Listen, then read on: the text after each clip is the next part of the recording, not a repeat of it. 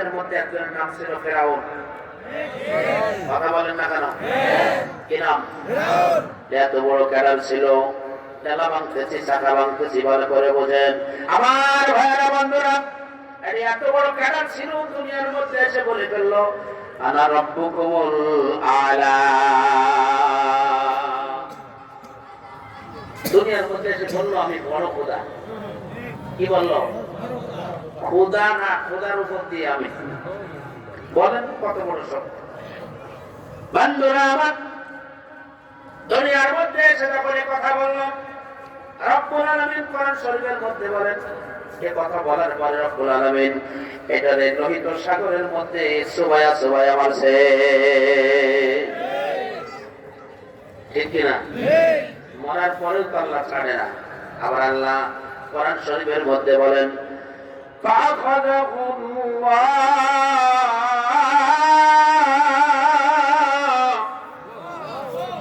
আর জোরে করে আল্লাহু আকবার।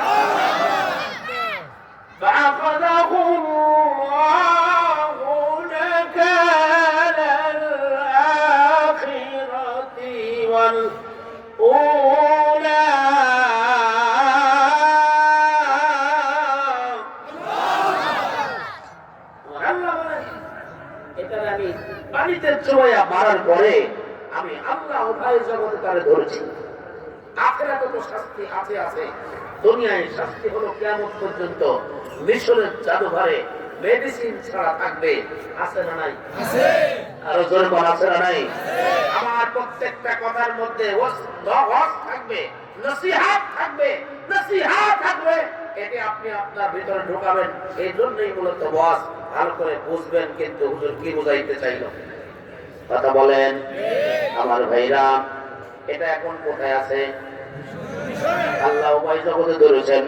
আখিরাতে তো শাস্তি আছে আছে, দুনিয়ার শাস্তি হলো মিশরের জাদুঘরে, কিয়ামত পর্যন্ত থাকবে মেডিসিন ছাড়া। আজও আছে না নাই? বাচ্চাদের মোবাইলের মধ্যে দেখবেন মুভি দেখা যায়, আজও আছে। কেন আছে? দুইটা কারণে আছে। যেরকম কয়টা?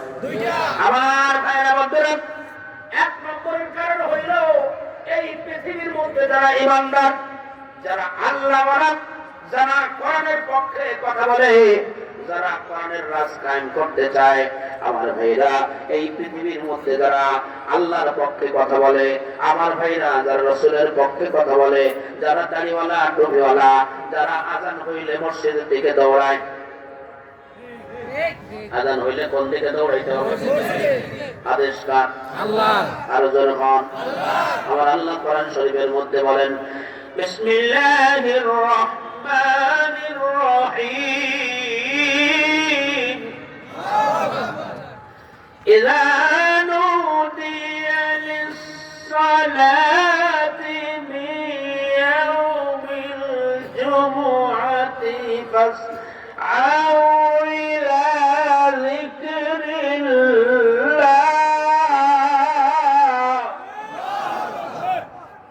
আবার আল্লাহ বলেন যখন আযান হয় তুমি মসজিদের দিকে দৌড়াবা, ওয়াজারুল বাই, ব্যবসা ছেড়ে দিবা, চাকরি যা বাকরি খাবার যা কিছু আছে সব ছেড়ে কোথায় যাবা? যালিকুম খায়রুল লাকুম। যেতে যদি পারো আল্লাহ বলেন এটাই তোমার জন্য উত্তম। জয়কাল সুবহানাল্লাহ। বলছিলাম এই পথে যারা দৌড়ায় দুই কারণে এত বড় ক্যারেক্টারে আল্লাহ ধরছে। একটা বলছি বন্ধুরা আমার, এক কথায় যারা আল্লাহওয়ালা, আল্লাহর পক্ষে কথা বলে, রাসূলের বিরুদ্ধে কেউ কথা বললে ময়দানে নেমে স্লোগান দেয়, কোরআনের রাজ যারা কায়েম করতে চায়, আমার ভাইয়েরা যারা মাহফিল করতে চায়, দোস্তরে আমার এই মানুষগুলোই ভালো কাজ করতে গিয়ে যখন বাধা পায়, যখন তাদেরকে কেউ বাধা দেয়, এই মানুষগুলো যখন বাধাগ্রস্ত হইয়া ভয় যেন না পায়, বাতিলদেরকে যখন যেন ভয় না পায়, এই জন্য আমার আল্লাহ করে ধরে রেখে বোঝাইতে চাইল, ও আল্লাহ, আমি আল্লাহকে যারা তোমরা ভালোবাসো, ও পৃথিবীতে যারা আমি আল্লাহকে চাও, আমার রাস্তায় করতে চাও, কোরআনের বিধান প্রতিষ্ঠিত করতে চাও, তোমরা শোনো, তোমরা যদি আমি আল্লাহর নামে রাস্তায় বের হয়ে যাও, তোমাদের বিরুদ্ধে যারা লাগবে আমি আল্লাহ সেখানে খাল মুটকায়া সোজা করবো। ঠিক। কোরআন ওয়ালারা যেন ভয় না পায় বাতিল দেখে, এই জন্য আল্লাহ 1 নম্বরের কারণটা ধরে রেখেছে। আল্লাহ বুঝাইলো, দেখ তোরা ভয় পাবি না, এত বড়টাই দুনিয়ার মধ্যে আসছিল, আমি আল্লাহ তো ওইটারে সাগরের মধ্যে সুবাইয়া ভাইয়া মিশরের জাদুঘরে রাখছি। এত বড়টা যদি আমি আল্লাহর পাওয়ারের সঙ্গে না পারে, এই যে টুটি ফাটি যা আছে, তোরা যদি ময়দানে নামিস তবে লাগে পারবে না। ঠিক কথা বল, ঠিক পারছে নাকি? জোরে কোন পারছে? পারে তো নাই, পারো বলায় কেমনে যাইবো এই টেনশনিতে বাঁচে না। ঠিক কথা বল না কেন? ঠিক আগে কয়েক যুবক, কিছু সাধারণ মানুষ আর কিছু কলেজ ভার্সিটির ছাত্র, মাদ্রাসার কিছু ছাত্র, ওলামায়ে কেরাম, আমার ভাইরা দিনরাত পরহেজগারেরা যখন রাস্তায় নেমে গেছে, আমার ভাইরা এত ভয় পেয়েছে, বাতিল এত ভয় পেয়েছে, বিমান নিয়ে হেলিকপ্টার নিয়ে বাংলাদেশ ছেড়ে দিতে বাধ্য হয়েছে। আল্লাহু আকবার আল্লাহু আকবার ঘরে ঘরে চলো। আমার ভাইরা সেটাই আল্লাহ বুঝাইতে দিয়েছেন, এত বড় পাওয়ার ওরা। আমি সেটাকে মেরে ওরম রাখার কারণ হলো পৃথিবীতে আমার দিনদারেরা আসবে, মুসলমানরা আসবে, তারা যেন বাতিলকে দেখে ভয় না পায়। যখনই তার সামনে অগ্রসর হবে, আমি আল্লাহ গায়বী মদদ দিয়ে সাহায্য করব। ঠিক এটা কেমন জানি একটা গায়বী মদদ। যারা আমলিগের ভাইরা এখানে যদি থাকেন, আমি নাম ধরেই বললাম, আপনারা একটা কথা বোঝেন, একটা জিনিস ভালো করে বোঝেন, ভিতরে ঢোকান, রাগ করে বসে থাকেন না। কি বলতেছি এটা আগে একটা আপনি মাথার ভিতরে ঢোকান, যে আসলে হুজুর বাস্তব পেয়েছি। আচ্ছা বলেন, আওয়ামী লীগের মতো সরকার, শেখ হাসিনার মতো এত বড় পাওয়ারফুল প্রধানমন্ত্রী, আমার ভাইরা যে বিনা ভোটে প্রধানমন্ত্রী হতে পারে? কথা হয় না? ঠিক যেমনি যেমনি ব্যাপার না মিয়া, ভোট ছাড়াই প্রধানমন্ত্রী হয়ে ক্ষমতায় বসে থাকা পাওয়ার না থাকতে পারে না। ঠিক এই কথা হয় না? ঠিক আপনি তো গায়ে থাকতে পারেন না, পাওয়ার ছিল বলে তো পারছেন। কথা বল। আমার ভাইরা, যখন তার পক্ষে সেনাবাহিনী, সে সময় হয়তো কিছু তার পক্ষে ছিল, আমার ভাইরা পুলিশ বাহিনী তো পুরাটাই তার পক্ষে, ঠিক সব বাহিনী মিলাই তার পক্ষে।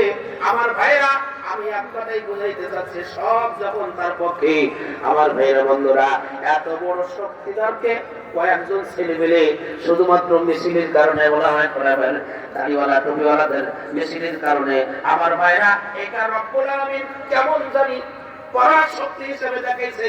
তুমি যদি এই জায়গার মধ্যে অবস্থান করো তাইলে কিন্তু অসুবিধা আছে। এটা এত ভয় পাইছে, এত ভয় পাইছে, পলায়া যাইতে বাধ্য হইছে। এটাই হলো আল্লাহ পাকের গায়েবী মদদ। কথা বল, না হলে এই কয়জন মানুষের মিছিলে অন্তত শেখ হাসিনা বলাই যাবে না। কথা বল, এটা আজকে না। আমার ভাইরা বন্ধুরা, ইমানদাররা যদি রাস্তায় নামেন, রব্বুল আলামিন এভাবেই সাহায্য করেন। শোনো রে দোস্ত, কাবা ঘর ভাঙতে আইছিল আব্রাহার বাদশা। আব্রাহার বাদশা কি করতে এসেছিল? কাবা ঘর ভাঙবে। রাসূলের দাদা আব্দুল মুত্তালিব তখন বেঁচে আছেন, তো ওনার কিছু উটও ধরে নিয়ে গেছে এই বাহিনী। আব্রাহার বাদশার লোকজন রাসূলের দাদা উট নিয়ে গেছে, উনি উট ফেলে আনতে গেছে, জামার উপরে দিয়ে দাও। তো উট ফেলে দিচ্ছে, যাওয়ার পরে বলছে আব্দুল মুত্তালিব, আমরা তো এসে কাবা ঘর ভাঙতে, তুমি তো তা নিয়ে কিছু বলো না, তুমি তো উট নিতে এসো, কারণ কি? বলল উট গুলো হলো আমার। এই ভাই এদিকে খেয়াল করেন, এদিকে উট গুলো হলো আমার, আমি নিতে আইছি, আমারটা দিয়ে দেন। কাবার মালিক হলো আল্লাহ, উনি তার ঘর তিনি রক্ষা করবেন। সুবহানাল্লাহ কয় না? এই জবাব দিয়ে রাসূলের দাদা আব্দুল মুত্তালিব চলে এসে আল্লাহর গায়েবী মদদ শুরু হয়েছে। কাবা ঘর ভাঙতে যখন তারা অস্তি বাহিনী নিয়ে সামনে অগ্রসর হয়েছে, হাতি নিয়ে কাবা ভাঙবে, আল্লাহ রাব্বুল আলামিনের গায়েবী মদদ শুরু হলো। ছোট্ট ছোট্ট কিছু পাখি, আল্লাহ বলেন ওয়া আরসালা আলাইহিম তায়রান আবাবিল, আল্লাহ পাক ছোট ছোট কিছু পাখি তার মুখে পাথর ছোট ছোট পাথর তাদের মুখে, এই পাথর উপর থেকে ফেলাই দিছে। দোস্তরা আমার, এই পাথর হাতির পরে পড়ছে, ছোট্ট পাথর, পাখির মুখে আর কত বড় পাথর থাকে। ঠোঁট দিয়ে নিয়ে আইছে, পা দিয়ে নিয়ে আইছে, উপরতে ফেলাই দিছে, হাতির পরে পড়ছে, হাতি ছিদ্র হইয়া, উপর দিয়া ছিদ্র হইয়া গুলির মতো নিচ দিয়ে বার হয়ে গেছে। আসলে পাখির মুখের ঠোঁটের পাথরটা পাখির মুখে ছিল না, ফেলাইছে কে? আল্লাহ। আমার রমাইতা ইজ রমাইতা ওয়ালাকিন্নাল্লাহ রামা। বুঝলি না রে, ওরে বুঝলি না রে মন, তুই বুঝলি না। সময় থাকতে তোর মালিক রে তুই চিনলি না। সময় থাকতে ওই মালিক রে তুই বুঝলি না। সাহায্য কার পক্ষ থেকে? এই আমলিকের ভাইরা জুলুম করতে করতে এতটাই জুলুম করেছে যে আল্লাহ আর সহ্য করে না। ঠিক। মানুষের স্লোগান রাস্তায় নামা, এটা কেমন জানো এই আবাবিল পাখির ঠোঁটের পাথর দিয়া বস্তি বাহিনী যেমন আল্লাহ শেষ করে দিয়েছে, তদ্রূপ এখন অবস্থা তাই। ঠিক। আমি কই, জীবনে ক্ষমতায় আইসা যদি কোনোদিন কেউ আছে, যারাই আসুক, অন্তত কোনোদিনও এই বাহাদুরি দেখা কিনা শুনে যা। বলছিলাম আমি সামনে এইভাবে আস্তে আস্তে আগে, কি বলেন? বলছিলাম দুই কারণে এই ক্যারেক্টারে আল্লাহ ফেরাউনকে ধরে রাখছে। একটা হলো ইমানদাররা যেন বাতিল শক্তি দেখে তারা ভয় না পায়। তাহলে কি বাতিল দেখে ভয় পাবেন? ভয় পাবেন? নারাই তাকবীরের স্লোগান দিয়ে যদি আপনি সামনে অগ্রসর হন, যত বড় বাতিল শক্তি আসুক না কেন পরাভূত হবে, পরাস্ত হবে। হযরত ওমর রাদিয়াল্লাহু তাআলা নারাই তাকবীর আওয়াজ দিয়েছিলেন, আমার ভাইরা কাফেরের অন্ধকোষ খুলে পড়ে গেছে। আমরা তো সেই জাতি, যেরকম ঠিক না? এই জন্য কি করতে হবে? নারাই তাকবীরের স্লোগান আজকে তো আমরা ভুলে গেছি, আমাদের জোর হয় না। নারাই তাকবীর কথা বল।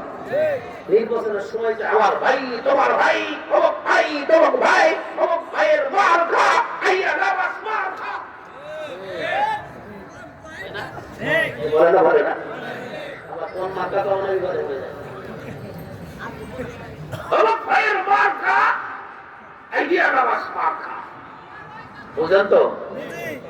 অমুক ভাইয়ের চরিত্র ফুলের মতো পবিত্র, নামাজ পড়ে না, কি কথা বল না?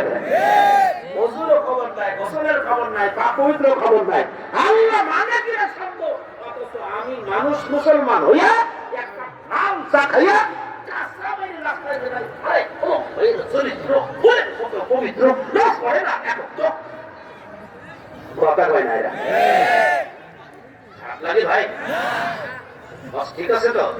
হাত তুলে রাখেন, ঠিক আছে? মাশাআল্লাহ, মনের মতো পাইছি, আলহামদুলিল্লাহ। আমার ভাইরা বোঝেন, 2 নম্বরের যেই কারণে ক্যারেক্টারে আল্লাহ ধরে রাখছে, শোনো আমার ভাইরা বন্ধুরা, 2 নম্বরের কারণ হইল এই পৃথিবীর মধ্যে যারা আমার আল্লাহকে গালি দেয়, রাসূলকে গালি দেয়, আমার ভাইরা বন্ধুরা যারা কোরআনের মাহফিলে বাধা নিষেধ করে, কোরআনের রাজ কায়েম করতে দিতে চায় না, দাড়িওয়ালা টুপিওয়ালাদেরকে যারা দুনিয়ায় রাখতে চায় না, আমার ভাইরা বন্ধুরা এক কথায় এই পৃথিবীর যত তাগুতি শক্তি আছে, এইগুলোরে বুঝাই দেওয়ার জন্য আল্লাহ এটা ধরে রেখে বুঝাইলো, বেশি সেদবি না, বেশি বাড়বি না, এইটাই বাড়ছিল, আমি আল্লাহ এটারে ঘাড় মটকায় ভাঙ্গিয়া মিশরের জাদুঘরে রাখছি, দেখে আয়। এত বড় ক্যাডার যদি আমি আল্লাহর খাবারের সঙ্গে না পারে, তোরা পারবি না, এখনো সোজা হয়ে যা, সাবধান হয়ে যা।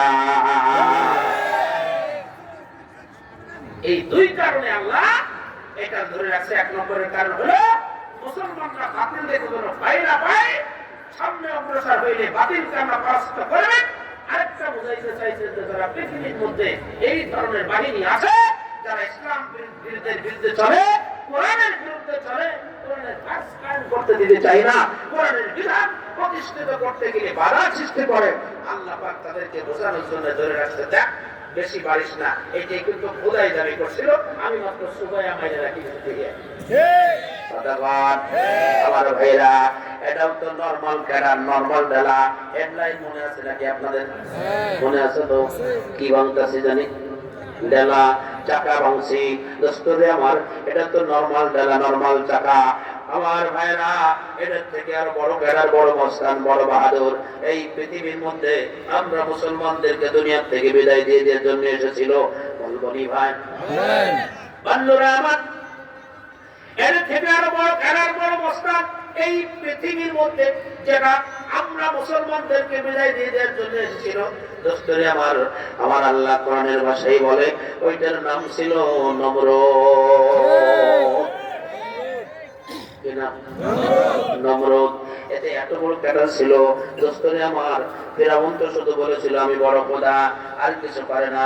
দোস্তরে আমার, কিন্তু ইনি এত বড় ক্যাডার ছিল, নিজেকে তো বড় খোদা বলছে ডাইরেক্ট অ্যাকশন আমার আল্লাহর গায়ে তীর লাগাই দিছে। কার গায়ে? আল্লাহ। যেমনি ব্যাপার না, তীর দিয়ে চলে গেছে, আল্লাহরে মারবো। আকাশের মধ্যে যাই পড়ে যায়, আল্লাহর গায়ে মারি দিছে তীর। সেই ওয়াজ मैं के तीरंदाख्ता अशाए का रश किफायत साख्ता। এই মেরে দিল আল্লাহ। দেখে না, দেখে না? এই আমার সোনার ভাইরা, মাতুয়ালির ভাইরা বলেন আল্লাহ দেখে না, দেখে না? বন্ধুরা আমার, আমার আল্লাহ দেখিয়া ফেরেশতাদেরকে ডাক দিয়া বলেন, ফেরেশতারা রে তীরটাকে ধরে ফেলো। ফেরেশতারা তীর ধরিয়া আমার আল্লাহর কাছে নিয়ে গেলে আল্লাহ ডাক দিয়ে বলেন, ফেরেশতারা তীরের মাথায় একটু রক্ত লাগাইয়া নমরুদ চূড়ার সামনে ফেলে দাও, আমি আল্লাহ খেলা দেখতে চাই। সুবহানাল্লাহ। কে খেলা দেন? আল্লাহ। কাদের আল্লাহ? হাত দিয়ে বলেন কাদের আল্লাহ। আমার ভাইরা বন্ধুরা, ফেরেশতারা তীরের মাথায় একটু রক্ত লাগাইয়া, আমার ভাইরা বন্ধুরা, ফেরেশতারা তীরের মাথায় রক্ত লাগাইয়া নমরুদ চূড়ায় তীরটার জড়িয়ে কয়তো কাজ হইছে, আল্লাহরে মারছিলাম, তীরে আল্লাহরে মারিয়া রক্ত লাগাইয়া আবার আমার কাছে ব্যাকে আইছে। নাউজুবিল্লাহ। আল্লাহরে মারতে পারছেন? লাগাইতে পারছেন? কেমনে লাগাবেন? আল্লাহ কি পাহাড়ের মতো? আর জোরে কন, আল্লাহ কি মানুষের মতো? আল্লাহ কি গরুর মতো? আল্লাহ কি বকরির মতো? লাগাবে কেমনে? মাখলুকাতের সাথে আল্লাহর কোনো সামঞ্জস্যতা নাই। আল্লাহ অমুকের মতো, আল্লাহ অমুক জিনিস মতো, অমুক বস্তুর মতো, বিষয় এমন না। আল্লাহ আল্লাহর মতো, মাখলুকাতের সাথে আল্লাহর কোনো সামঞ্জস্যতা লাগাবে কেমনে? কিন্তু তীরের মাথায় যে রক্ত দেখছে এতে স্ক্রু ঢিলা হয়ে গেছে। আমার ভাইরা, সাথে সাথে জামানার পয়গম্বর মুসলমানদের জাতির পিতা,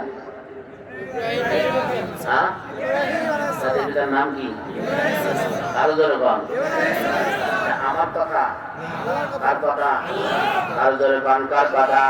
আমার আল্লাহ বলেন, ও মুসলিম জাতি, তোমাদের জাতির পিতার নাম আমি আল্লাহ রাখছি ইব্রাহিম খলিলুল্লাহ। আল্লাহ বলেন, বিসমিল্লাহির রহমানির রহিম, মিল্লাতা আবিকুম ইব্রাহিম হুয়া সাম্মাকুমুল মুসলিমিন।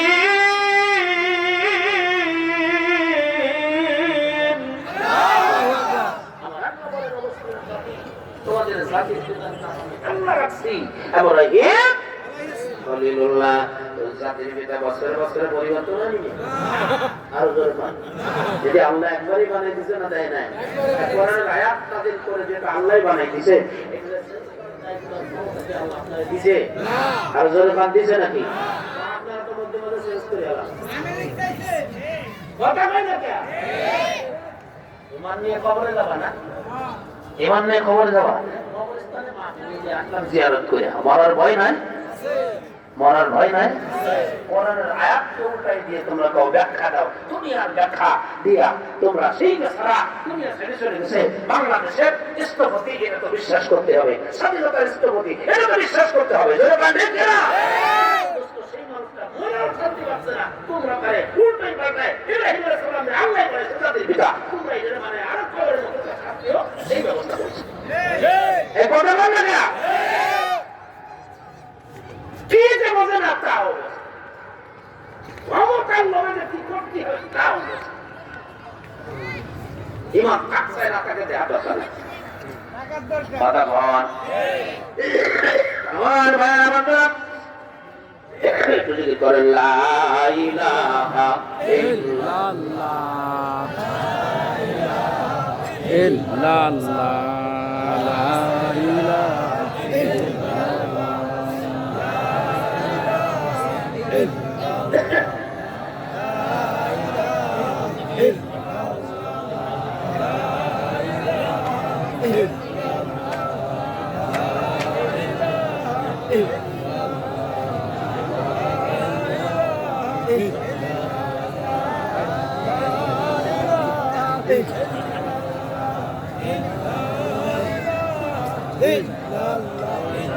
লা ইলাহা ইল্লাল্লাহ।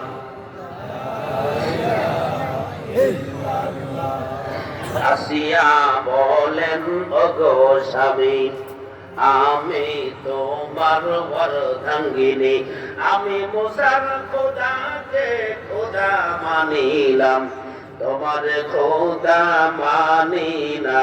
জোরে লা ইলাহা ইল্লাল্লাহ লা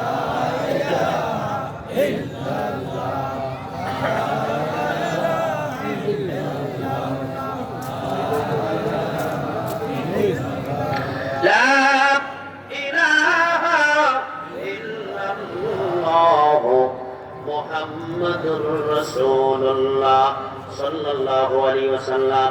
আমার ভাইরা আপনাদের খারাপ লাগে নাকি? কি বলতেছিলাম জানেন? মনে আছে তো? বলছিলাম এত বড় খেলার আমার ভাইরা তীরের মাথায় রক্ত লাগাইয়া যখন ফেরত দিয়েছেন আমার আল্লাহ, তীরকারে লইয়া নমরুদ কার কাছে গেছে? কার কাছে গেছে? ইব্রাহিম খলিলের কাছে গেছে। ডাক দিয়ে বলি, ইব্রাহিম রে দেখো তোমার কবরে মেরে ফেলেছি। ইব্রাহিম নবীকে কেমনে মারছো? দেখতেছো না তীরের মাথায় রক্ত? তোমার আল্লাহরে মারছিলাম, তীরে তোমার আল্লাহরে মারিয়া রক্ত লাগাইয়া পুরো মানুষের বাবা ব্যাকেছে। ইব্রাহিম নবী আর সহ্য করতে পারেন না, সাথে সাথে দোকানে হাত আল্লাহর দরবারে উঠে দোয়া করলেন, আল্লাহ গো সারা জীবন ধরে আমারে জ্বালাইছে, আমারে আগুনের মধ্যেও ফেলাইছে আল্লাহ, আমি তাও সহ্য করেছি, কিন্তু শেষ পর্যন্ত বলে তোমারও মারি ফেলাইছে, আর তো সহ্য করা যায় না আল্লাহ, মস্তানদার একটু সানডে মানডে কলস করে দাও। ঠিক সুবহানাল্লাহ কইতো না? দোয়া করতেছেন কে? ইব্রাহিম ইব্রাহিম আলাইহিস সালাম। কবুল হবে না? আর জোরে খান। পয়গম্বরের দোয়া দেখা যায় না না। পয়গম্বরের দোয়া কত দ্রুত কবুল হয়। ওয়াজটা একটু বাড়ি যাইতে পারে, আপনাদের সময় হবে? সময় হবে তো? হবে। আমার ভাইরা বন্ধুরা, পয়গম্বরের দোয়া কত দ্রুত কবুল হয়। হাদিস শরীফের মধ্যে এসেছে, আমার আপনার নবী বিশ্ব নবী মানবতার মুক্তির দূত ইমামুল মুরসালিন শাফিউল মুজনাবিন নবী মুহাম্মদ রাসূলুল্লাহ সাল্লাল্লাহু আলাইহি ওয়াসাল্লামের সাহাবী হযরত আবু হুরায়রা। কোন সাহাবী? আবু হুরায়রা মুসলমান হইয়া বাড়ি চলে গেছেন। বাড়ি যাইয়া নামাজ শুরু করেছেন। আমার ভাইরা জিকির আজকার শুরু করেছেন, কোরআন তেলাওয়াত শুরু করেছেন। আমার ভাইরা বন্ধুরা, হযরতে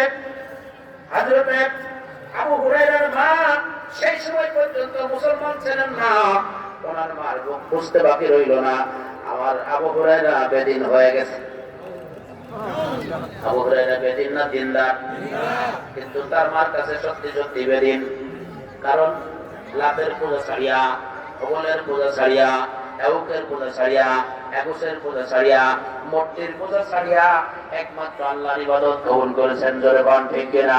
আল্লাহর ইবাদত শুরু করেছেন, বিশ্ব নবীর কালেমা গ্রহণ করেছেন। সত্যি সত্যি তো তার মার কাছে আবু হুরায়রা বেদিন হয়ে গেছে, ঠিক কিনা বলেন? দোস্তরে আমার মা ডাক দিয়ে বলে, আবু হুরায়রা রে, কলমা ছাড়বি না বাড়ি ছাড়বি? আবু হুরায়রা ডাক দিয়ে বলে, মা গো, বাড়ি ছাড়তে পারি, বিশ্ব নবীর কলমা ছাড়তে পারবো না। সুবহানাল্লাহ। আমরা দেশ ছাড়তে পারি, কলমা ছাড়তে পারি না, আরো যেরকম দুনিয়া ছাড়তে পারি, কলমা ছাড়তে পারি না, কলমা ছাড়লে উপায় জানি না, আরো যেরকম না। কর্ম অবিশ্বাস করলেই বেঈমান, ইমান ভঙ্গের কারণ। যেরকম আমার ভাইরা বোঝেন মনে করিয়া, ও আমার ভাইরা, হযরত আবু হুরায়রা রাদিয়াল্লাহু তাআলা আনহুকে মা শাস্তি হিসাবে খানা বন্ধ করে দিল। কলমা ছাড়বি না, খানা পাবি না, লাভ হয় না, না খেয়ে থাকতে রাজি, কলমা ছাড়তে রাজি না। এরপরে পিটানো শুরু করছে, তাতেও লাভ হয় না। আমার ভাইরা, এবার মা ঘাট ধরে বাড়ি থেকে বের করে দিয়েছে। হযরত আবু হুরায়রা কাঁদতে কাঁদতে বিশ্ব নবীর কাছে হাজির। আল্লাহর নবী আবু হুরায়রাকে কাঁদতে দেখে জিজ্ঞেস করে, আবু হুরায়রা রে,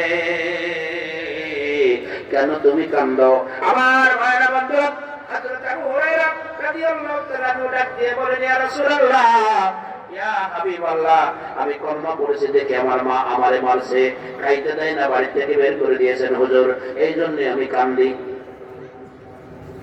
নবীজি ডাক দিয়ে বলেন, আবু হুরায়রা, তাই তুমি কলমা ছাড়তে চাও, আবার তোমার দিনে ফিরে যেতে চাও আগের দিনে?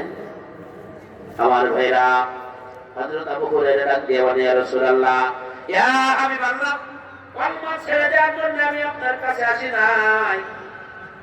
বিশ্বনবী ডাক দিয়ে বলেন, আবু হুরায়রা, তাহলে আমি কি করতে পারি? আমি তো তোমার মার বিরুদ্ধে চলে যাইতে পারি না, কারণ কলমা পড়ার জন্য তোমার মা তোমারে মারছে, বাড়ি থেকে বের করে দিয়েছে, আমি কি করব? আবু হুরায়রা ডাক দিয়ে বলে, ইয়া রাসূলুল্লাহ, ইয়া হাবিবাল্লাহ, আমি আপনার কাছে আসছি এই জন্য যে আমি জানি আপনি বিশ্ব নবী, আপনি আমার মার জন্য একটু দোয়া করেন, রব্বুল আলামিন আমার মার জন্য মুসলমান বানায়া দেয়। একটু দোয়ার লেগে এসে খালি। নবীজি বলেন, আবু হুরায়রা, এই কাজটুকু আমি অন্তত করতে পারি।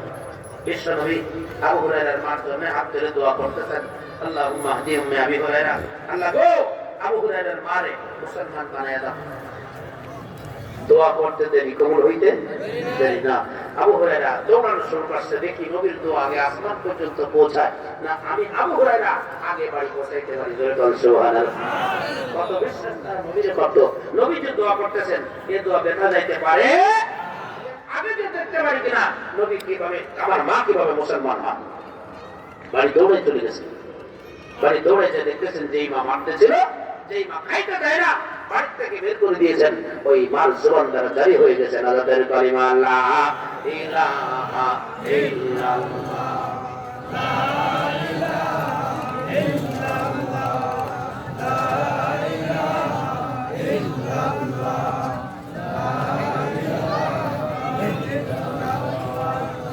লা ইলাহা ইল্লাল্লাহ।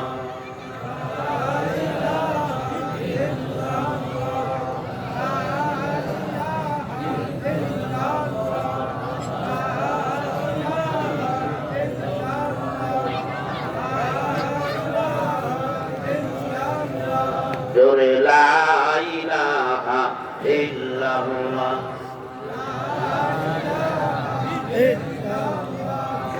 হাতে করে হাতের কাম, পায়ে করে পায়ের কাম, ও মুসলমান সময় থাকতে, ও মুসলমান সময় থাকতে, নাও তোমার আল্লাহুর নাম, লা ইলাহা ইল্লাল্লাহ,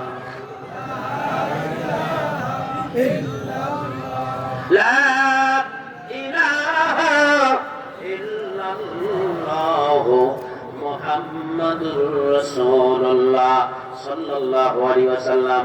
আমার ভাইরা বন্ধুরা, হযরত আবু হুরায়রা রাদিয়াল্লাহু তাআলা আনহুর মা মুসলমান হইছে না হয় নাই?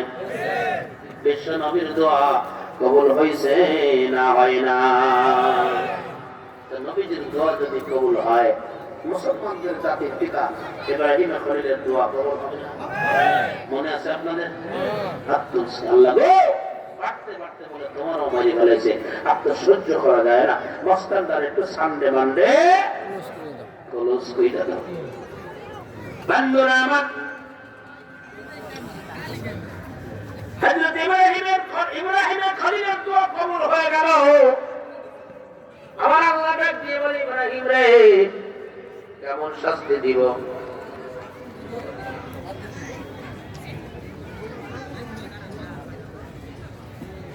আমার ভাইরা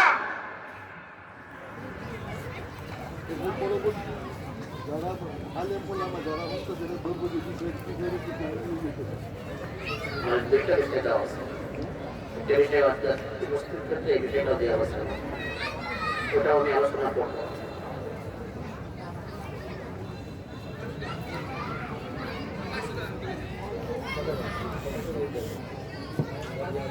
এটাও তো এই আলোচনার মাধ্যমে আপনারা যদি আমার অসুবিধা আপনি বলেন আল্লাহরের নামে না, রসুলের নামে না, যদি কেউ নম্বর পাখি মারছে ইমান থাকে। সবচেয়ে বড় কথা যে সাবজেক্টটা দিচ্ছে, সাবজেক্ট ছাড়া যদি আপনি অন্যান্য বিষয় বেশি আলাপ করেন, তাহলে আপনারা আলেমারা যারা ওয়াজ করতে যাচ্ছেন তো ভালো হচ্ছে সাবজেক্ট বিষয়ে আলোচনা করেন।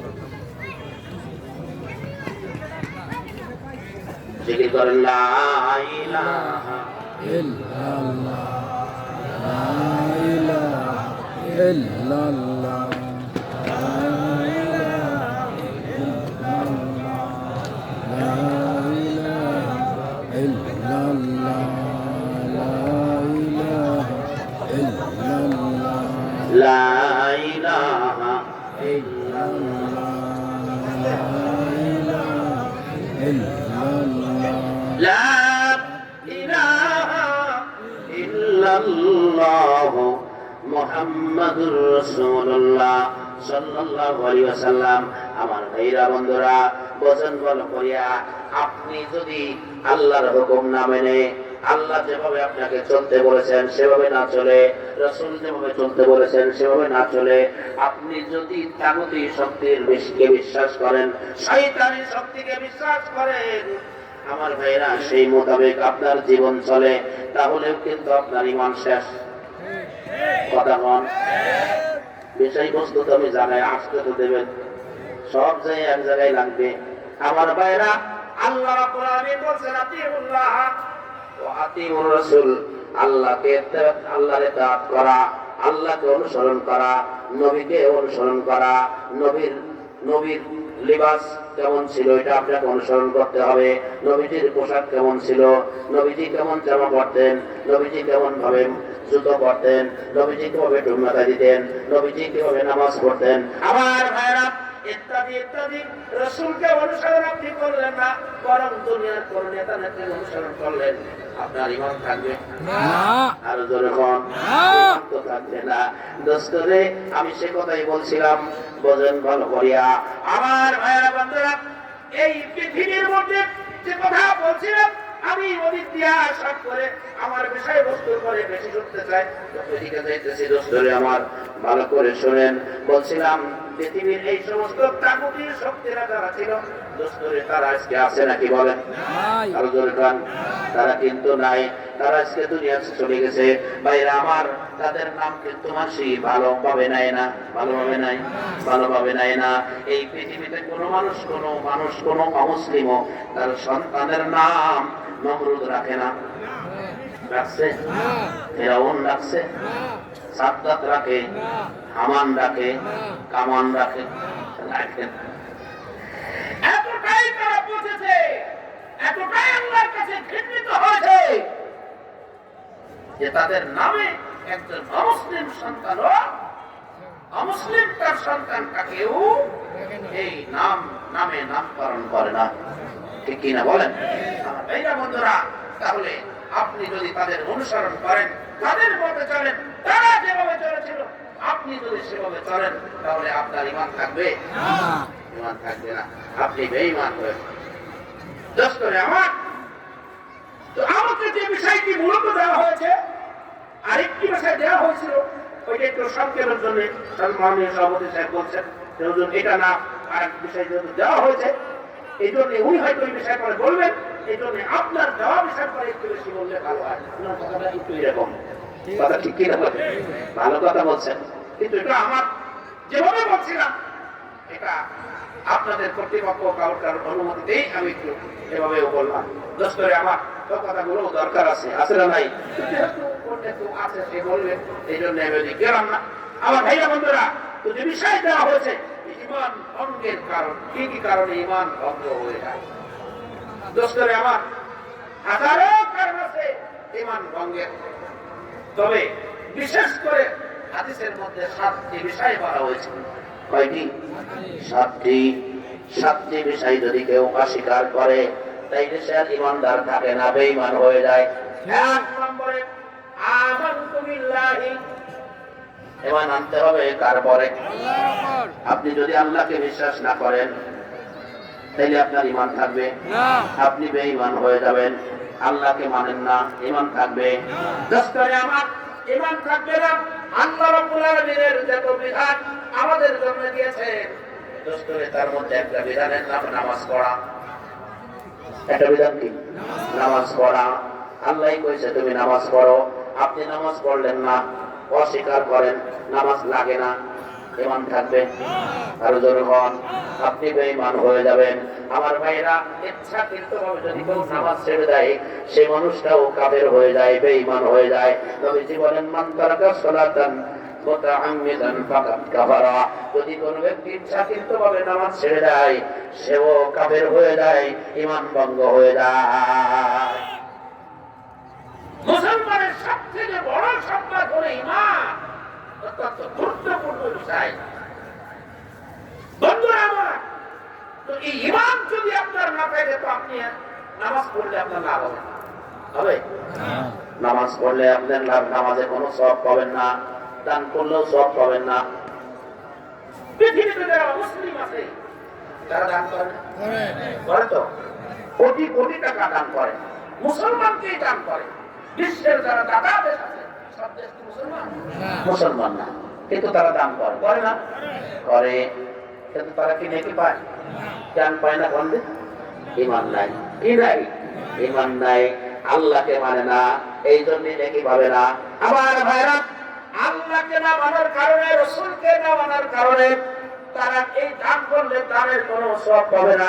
এখন বলবেন হুজুর তাহলে তারা যে দান করে এই দানে তারা কি করে করবে? তাহলে নেকি যদি না পায়, দোস্তরে নেকি পাবে না ঠিকই, কিন্তু ওই ভালো কাজটা করার কারণে আল্লাহ রাব্বুল আলামিন দুনিয়াতে তার মান সম্মান বাড়ায় দিবে, আরো সম্পদ আল্লাহ দুনিয়াতে বাড়ায় দিবে, দুনিয়ার পাওয়ার আল্লাহ আরো বাড়ায় দিবেন। কিন্তু ঈমান যেহেতু নাই, আল্লাহকে মানে না, এই জন্য সে কি সব পাবে না, সব পাবে না, নেকি পাবে না। তাহলে ঈমান ভঙ্গের কারণ 1 নম্বরে হলো আমানতু বিল্লাহি। কার পর ঈমান আনতে হবে? আল্লাহর উপর ঈমান আনতে হবে। যদি আল্লাহর উপর ঈমান না আনেন, আল্লাহর আনিত বিধানকে আপনি না মানেন, প্রত্যেকটা কথা আল্লাহ রাব্বুল আলামিন রাসূল বলেছেন এই বিষয়ে। আল্লাহর নবী বলেন মা আতাকুমুর রাসূলু ফাখুযুহু ওয়া মা নাহাকুম আনহু ফান্তাহু।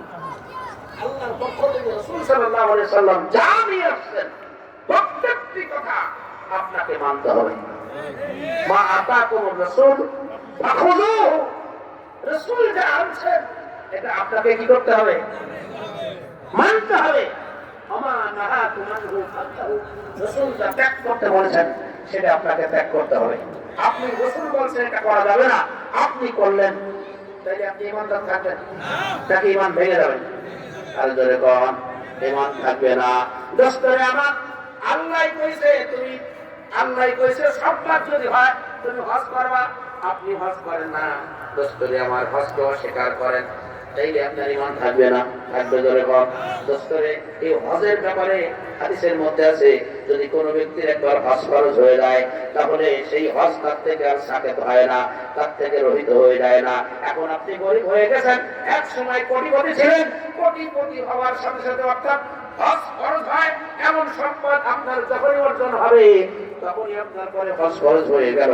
এখন আপনি গরিব হয়ে গেছেন, গরিব হয়ে গেলে কি হবে, এই হজ কিন্তু আপনার পর থেকে আর এটা বাতিল হয়ে যাবে না, এই রকম এখন রহিত হয়ে যাবে না।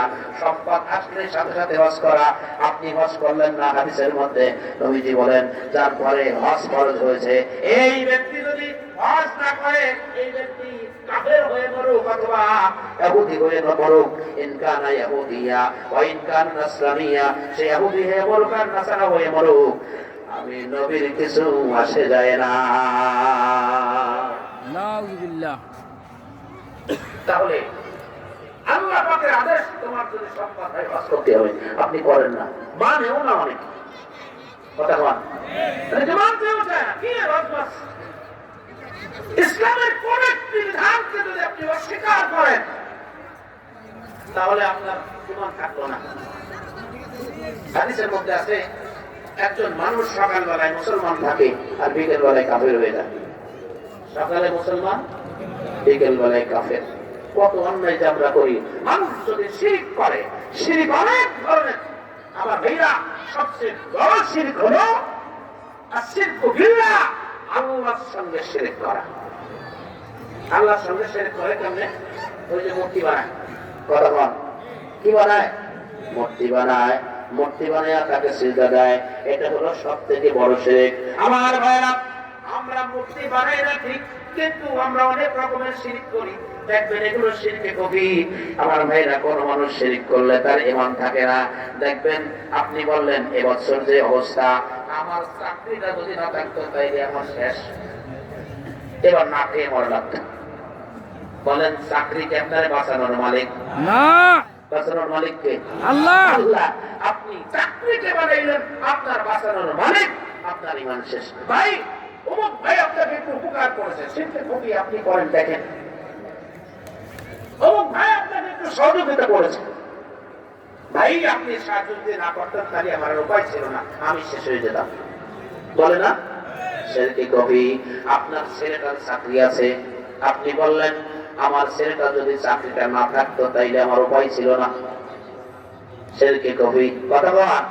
আমার ভাইরা বন্ধুরা, আপনার মাঠের ক্ষেতে একটা জমিতে সুন্দর ফসল হয়েছে, আপনি বললেন আমার এই জমিটার মধ্যে যদি ধানগুলো না হইতো, এই ফসলটা না হইতো, তাইলে আমার উপায় ছিল না, আমার এবার মরা লাগতো।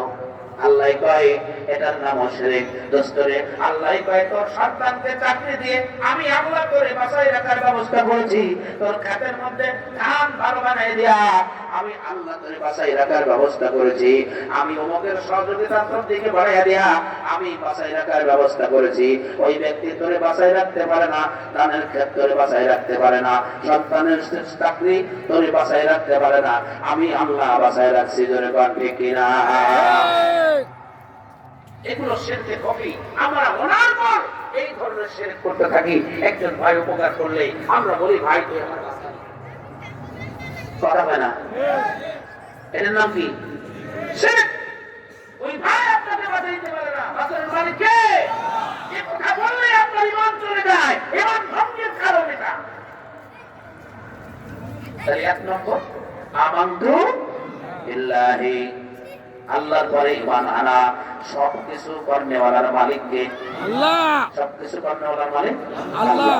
এটা মানতে হবে। আপনার ভালো হইলেও আল্লাহ ভালো দিয়েছেন, মন্দ হইলেও আল্লাহ দিয়েছেন।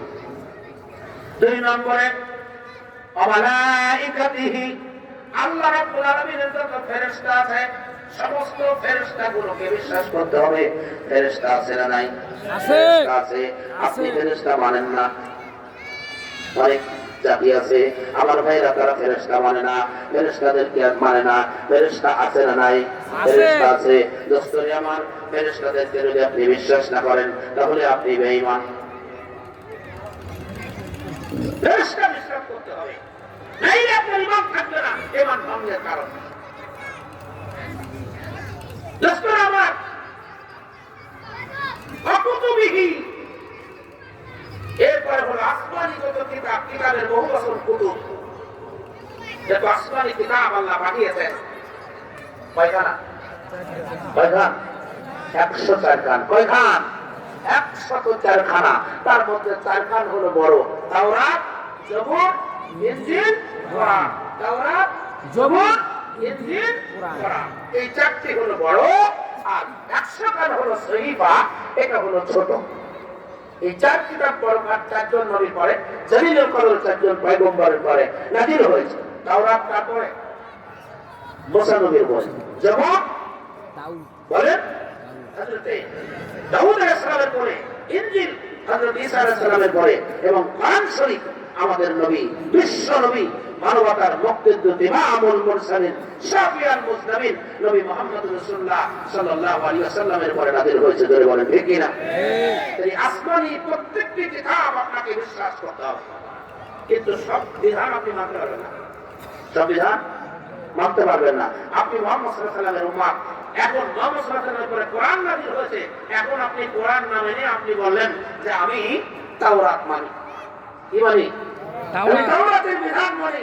তাইলে আপনি মুসলমান থাকতে পারবেন না। ওই কিতাব মানতে হবে, আল্লাহর পক্ষ থেকে আসছিল, এই কথাটা বিশ্বাস করতে হবে, কিন্তু ওই তাওরাতের বিধান, জবুরের বিধান, ইনজিলের বিধান আপনি মানলে আপনি মুসলমান থাকবেন না। তাহলে তো ইহুদিরা তারাও তো মানে, কথা বল, তারা কিতাব মানে, মুসা সালামের অনুসারী তারা, তারা তো তাওরাত মানে, যে মুসলমান না কেন? তো কোরআন যখন আসছে, তখন অন্যান্য আসমানি যত কিতাব আছে, সমস্ত কিতাবের বিধানগুলো রহিত হয়ে গেছে।